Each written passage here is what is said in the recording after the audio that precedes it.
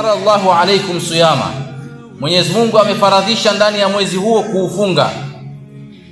Yuftahu fihi abwabul janna, ndani ya mwezi huo milango yote ya pepo inafunguliwa kwa ajili ya kuwapokea waja wa Allah subhanahu wa ta'ala.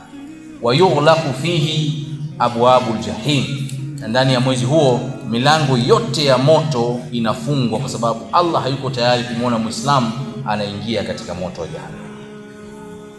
Wa tughallu fihi shayatin, na wale viumbe ambao kazi yao ni kuwapotosha na kuwashawishi wanadamu katika mambo mabaya, Allah subhanahu wa ta'ala anawafunga minyororo, nao ni mashaitani.